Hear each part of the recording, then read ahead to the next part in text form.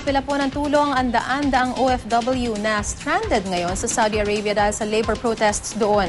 Ang problema, di raw sila tinutulungan ng ating gobyerno. May ulat on the spot si Salima Refran. Sam? Marisa, sa higit 200 OFW pa ang naghihintay ng repatriation sa Saudi Arabia matapos magdaos ng mga stop work protests sa 6 na iba't ibang kumpanya doon. Ang kay Migrante International Chairperson Gary Martinez, sobrang pahirap na raw ang dinadana sa mga stranded na OFW.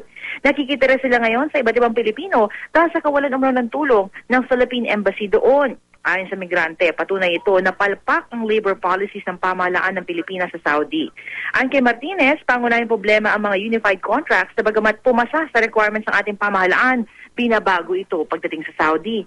Sa mga butas sa unified contract na sinasamantala ng mga Saudi employers, mas nagkakaroon ng pagkakataon ng mga dayuhan na abusuhin ang mga OFW. Nagiging daan din ito para dumami ang biktima ng human rights violation. Si Warlito Villanueva na maswerteng nakauwi dahil sa kanyang ahensya, naranasang tawaging aso ng mga Saudi nationals dahil sa paghihingi at pamumulot ng mga patapong gulay at pagkain sa palengke doon. Ang ama naman ni Luz Biminda na si Mateo Amaro, kinamatayan na ang pagiging stranded sa Saudi. At kahit bangkay na, hindi pa rin siya mapauwi sa dami ng mga papeles na kailangan. Dahil sa mga ito, magsasagawa ng iba't ibang protest action ng Migrante International sa susunod na linggo para kalampagin ang mga ahensya na tulungan ang OFWs doon. Maris? Maraming salamat, Salima Refran. Samantala, sinusubukan pa rin po namin puna ng pahayagan Department of Foreign Affairs pero wala pa rin silang tugon ukol dito.